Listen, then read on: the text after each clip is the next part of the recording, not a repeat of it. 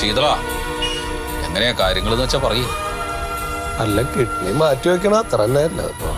രക്തബന്ധത്തിലുള്ള ഒരാളാണ് നല്ലതെന്നാണല്ലോ ഇപ്പൊ ഡോക്ടർ പറഞ്ഞത്. അപ്പൊ നിങ്ങൾ രണ്ട് ആങ്ങളമാരുള്ള സ്ഥിതിക്ക് അതിലാരെങ്കിലും ഒരാൾ തയ്യാറാവുകയാണ് നല്ലത്. അതും പറ്റില്ല എന്നുണ്ടെങ്കിൽ നമുക്ക് പുറത്തുനിന്ന് ഒരാളെ നോക്കിയാൽ പോരെ. അല്ലിപ്പോ അങ്ങനെ നിർബന്ധം ഉണ്ടെങ്കിൽ അത് ചേട്ടൻ കൊടുക്കട്ടെ. ചേട്ടനാകുമ്പോ വേറെ ബുദ്ധിമുട്ടുകളൊന്നും ഇല്ലല്ലോ. ഞാൻ കല്യാണം കഴിഞ്ഞ് ഭാര്യയും കുട്ടികളും പ്രാരാബ്ദമൊക്കെ ആയിട്ട് കഴിയുന്ന ഒരാളല്ല അമ്മാവാ. അതിപ്പോ ആയിരിക്കാവുമ്പോ പിന്നെ അങ്ങനത്തെ ഒരു ബാധ്യതയും കാര്യങ്ങളൊന്നും ഇല്ല. അവൻ ചെയ്യുകയാണെങ്കിൽ കുറെ കൂടി നല്ലത് അതാണെന്ന് എന്റെ അഭിപ്രായം. മതി, ആരെങ്കിലും ഒരാൾ മതി. ഇവനാവുമ്പോ പിന്നെ അതാ നല്ലത്. ചെറുപ്പമാണ്. അതാ നല്ലതെന്ന് പറഞ്ഞാൽ എനിക്കൊരു പെണ്ണ് കെട്ടണ്ടേ.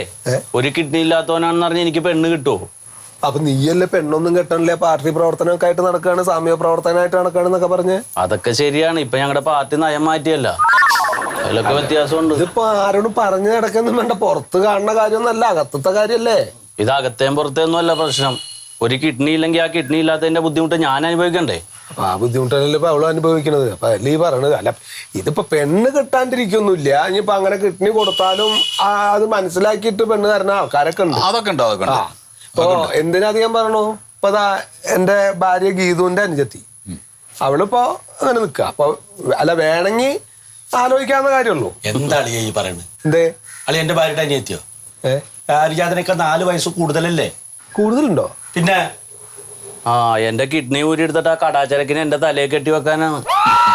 ഞാൻ ഒരു ജീവിതം ഉണ്ടായിക്കോട്ടെ വെച്ചിട്ട് പറയണത്. ഒന്നുമില്ലാണ്ട് നടക്കുന്ന ആൾക്കാരാവുമ്പോ. അതെ, അതിപ്പോ ശീതള, ഇതിപ്പോ നിന്റെ ഭാര്യയുടെ അനിയത്തിയുടെ കല്യാണക്കാരിയാണോ നമ്മളിവിടെ സംസാരിക്കണത്, അതോ ഇവളുടെ ജീവന്റെ കാര്യമാണോ പറയുന്നത്?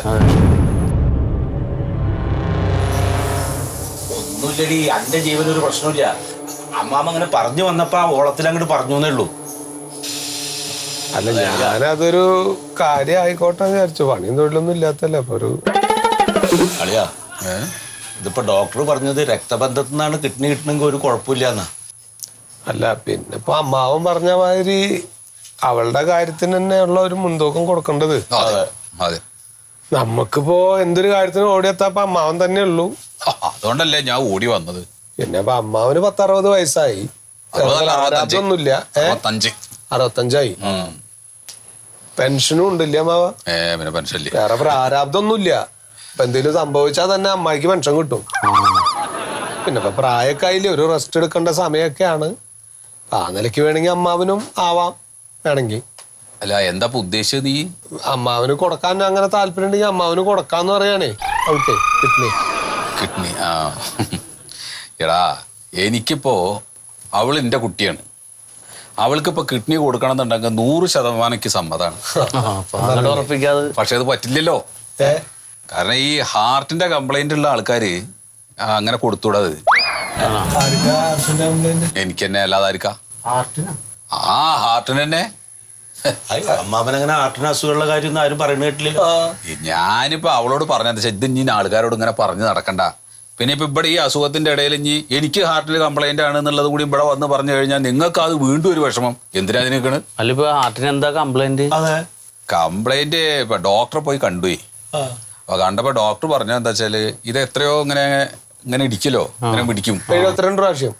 എനിക്കതില്ല, അത്രല്ല. എനിക്കൊരു 60, 62, 63 അങ്ങനെയൊക്കെ ഉള്ളൂന്നാ പറഞ്ഞത്. ഉണ്ട് അല്ലേ? എണ്ണം കുറവാണ്. എണ്ണം കുറവാ.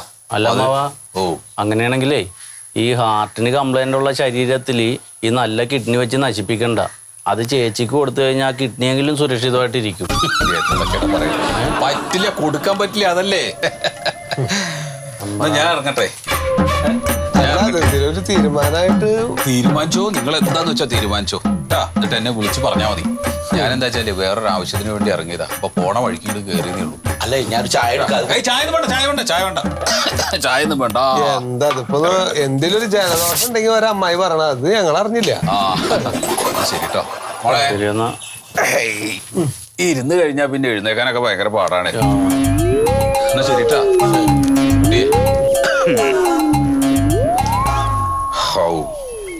അതും പോയി. എണ്ണ കുറവാണ്.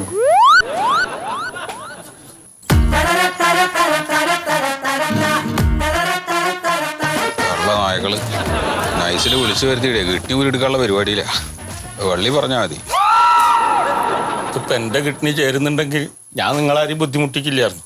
ഇപ്പൊ അത് കൊടുക്കാൻ പറ്റിയ ഒരാളെയും ആ പൈസ ഒപ്പിച്ചാ പോരെ? നമുക്ക് എന്തെങ്കിലും സംവിധാനം ഉണ്ടാക്കാം. പൈസ ഒപ്പിക്കാന്ന് പറഞ്ഞാ നീ 25 ലക്ഷം വേണമെന്നല്ലേ പറഞ്ഞേ? 25 രൂപ വരും. 25 ലക്ഷം ഉറുപ്പ്യ വരും. അത്ര പൈസ ഒന്നും മുടക്കിയിട്ട് എനിക്ക് എന്റെ രോഗം ഒന്നും മാറ്റേണ്ട സുഖതേട്ടാ. ഇതൊന്നും ഉണ്ടായിരിക്കില്ലേ അവിടെ? അന്നൊക്കെ വരുന്നത് എനിക്ക് വേറെ എന്തേലും ഈ വീട് വിറ്റിട്ടായാലും എന്റെ കിഡ്നി ഞാൻ മാറ്റി വെച്ചു തരും. അതൊന്നും വേണ്ട, വീട് വിൽക്കണോ ഇനി? ചേച്ചി ഒന്നും മിണ്ടാതിരി. ഞങ്ങൾ രണ്ടുപേര് ജീവനോടെ ഉള്ളപ്പോ ഇത് എങ്ങനെയായാലും നടത്തും, എന്ത് കൊടുത്തിട്ടാണെങ്കിലും. എന്നാ ഇരിക്കളിയാ, ഞാൻ ചായ എടുത്തിട്ട് വരാം. ചായ ഒന്നും വേണ്ട. അല്ല, ഞാൻ ചായ ഉണ്ടാക്കിക്കൊണ്ട്. ഞാൻ വരാ. വേണ്ട, എവിടെ ഇരുന്നോ. നിങ്ങൾ ടെൻഷൻ അടിക്കണ്ടെന്നേ, ധൈര്യമായിട്ട് നടക്കും. നടക്കാവെന്ന് പറഞ്ഞാൽ മതി. നടക്കുകയും ചെയ്യും, ബാക്കി പൈസയും ഉണ്ടാവും. ഇവിടെ ഇപ്പൊ സ്ഥലത്തിന് എന്ത് വില ഉണ്ട്? ഇപ്പൊ 5-8 രൂപ ഉണ്ടെന്ന് പറഞ്ഞു.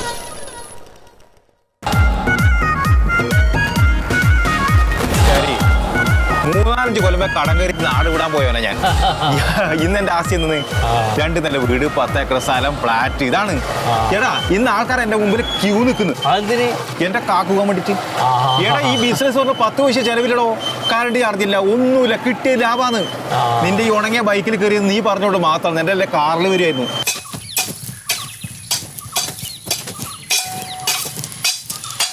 ഇതാ വീട്.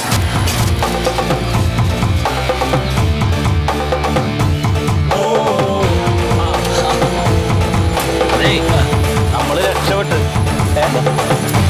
നമ്മുടെ പ്രശ്നങ്ങളൊക്കെ തീർന്നളിയാ. എന്തേ? ഇതാരാന്ന് മനസ്സിലായ? ഇല്ല. പെങ്ങൾക്ക് സുഖമില്ലാന്ന് പറഞ്ഞിട്ട് കാണാൻ വന്നാണ്. ഇത് ഉണ്ണി നന്മമരം വടവൃക്ഷം. വലിയ ചാരിറ്റി പ്രവർത്തകനല്ലേ. ഇനി നമുക്ക് വേണ്ട ദാതാവിന് അതിനുള്ള ഫണ്ടും ഉണ്ണി സംഘടിപ്പിച്ചു തരും. ഞാൻ ഈ വീട്ടിലെത്തിയല്ലോ, ഇനി നിങ്ങൾ ഒന്നും പേടിക്കണ്ട. പ്രിയപ്പെട്ട സുഹൃത്ത് പറഞ്ഞിട്ടാണ്. ചേച്ചി എവിടെ? അപ്പൊ അവള് കിടക്കുക. അയ്യോ അതല്ലേ. എങ്ങനെ ഇപ്പോ ഡ്രസ്സൊക്കെ എങ്ങനെ ആയിരിക്കും? അവരെങ്ങനെയാണ് എന്ത് ഡ്രസ്സ് ഇട്ടിട്ടാ ഉള്ളത്? അവളെന്ന് സാരി എടുക്കുക. അതല്ലേ, അത് എന്നും സാരി എടുത്തോ. പക്ഷെ ഇന്ന് പറ്റൂല. വളരെ മുഷിഞ്ഞ ഡ്രസ്സ് ഇടാൻ പറ്റും. ഇത് പുറത്ത് വയറാക്കണ്ടല്ലേ വീഡിയോ എടുത്തിട്ട്. ഈ വീഡിയോ എടുത്തിട്ട് ലോകം മുഴുവൻ ഇവൻ പ്രചരിപ്പിക്കും. അപ്പൊ നല്ല ഡ്രസ്സൊന്നും വേണ്ട, ഒരു ചീഞ്ഞ് നാറിയ മാക്സി ഇട്ടാ മതി. ഒരു സെന്റിമെന്റ്സ് തോന്നണം. ഒരു ഇതാ അടുപ്പിന്റെ കരി, അതായത് ചെറുങ്ങനെടുത്തത് 2 ഒരു ഇരുണ്ട പോലെ ആവണം. അല്ലളി ഇതൊക്കെ ഷൂട്ട് ചെയ്തിട്ട് എന്തിനാ നാട്ടുകാരെ മുഴുവൻ അറിയിക്കണേ? അളി ഇത് വീഡിയോ എടുത്ത് ഷൂട്ട് ചെയ്ത് ഫേസ്ബുക്കിലും അവിടെ ഇവിടെ ഒക്കെ ഇട്ടാലാണ് ഗൾഫിൽ നിന്ന് ആളുകൾ ലക്ഷക്കണക്കിന് രൂപ അയച്ചു കൊടുക്കും. അതിൽ നിന്ന് നമുക്കുള്ള പൈസ അവൻ തരും. നമ്മളൊന്നും അങ്ങോട്ട് നിന്ന് കൊടുത്തേച്ചാ മതി. ഏട്ടാ 1 കോടി രൂപയുടെ ചാരിറ്റി പ്രവർത്തനം ഞാൻ നടത്തല്ലോ മിനിമം. പിന്നെ സുഹൃത്ത് പറഞ്ഞുകൊണ്ട് മാത്രം ഒരു കാര്യം എന്തെങ്ങ ഈ സ്ക്രിപ്റ്റ് ഒന്ന് പഠിപ്പിക്കണം. ഇതെന്താണ്? ഇത് പഠിച്ചാലേ വീഡിയോ എടുക്കാൻ പറ്റൂ. ഈ ഡയലോഗ് ചേച്ചിനെ പഠിപ്പിക്കണം. ഡയലോഗ് കാണാതെ പഠിക്കണം. എന്നാ പിന്നെ ഞാൻ പോയി ഡ്രസ് ഒന്ന് മാറ്റി വരാം. ഡ്രസ് അത് മതി. വേണേ ഇത്തിരി ചെള്ള എടുത്താ വേറെ പറ്റിക്കോ. ദാരിദ്ര്യം തോന്നണം. കറക്റ്റാ. ബാവുണ്ണി ഇതിലാണ് പോവാം. ഓ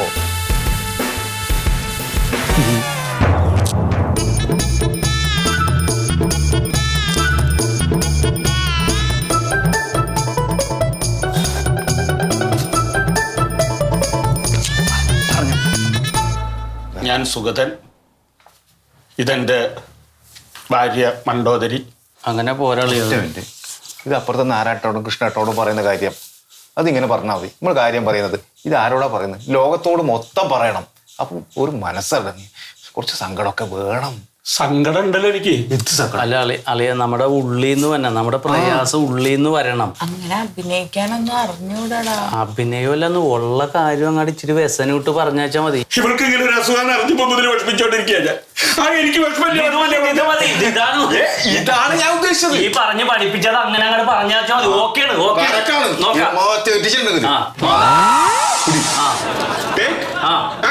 അത് നിങ്ങൾ വരട്ടെ.